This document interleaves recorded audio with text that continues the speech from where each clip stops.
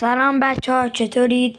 اومدیم کاتاف موتورا رو بهتون نشون بدیم. اول با موتور یکم کمش کنم، یکم دیگه. موتور هونده 200. ببینید صداش.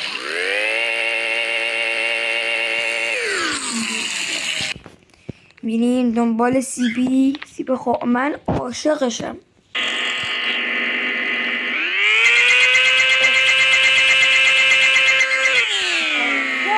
این مرد ببینیم برای هوندا 125.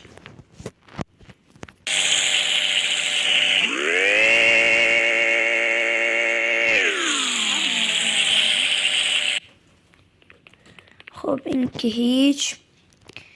موتور صحرایی 2 این 18. موتور صحرایی 18.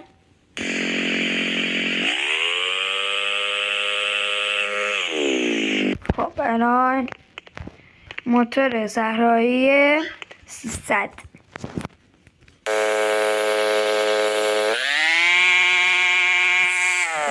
تفاوت رو ببین. بریم برای این اسمشو نمیدونم، تو کامنت ها بگید که این اسمش من نمیدونم.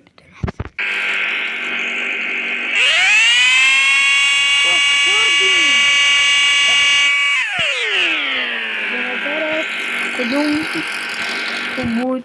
من که میگم CB، چون اینجوری میکنه. شما تو کامنت ها بگید، من چک میکنم. خدافظ. سلام بچه ها، چطورید؟ اومدیم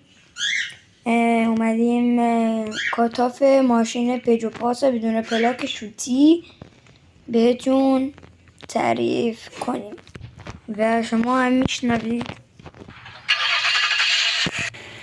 فقط کاتاف نگاه.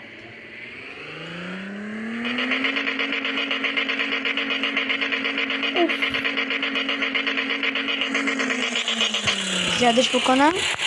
نه زیادش کنم.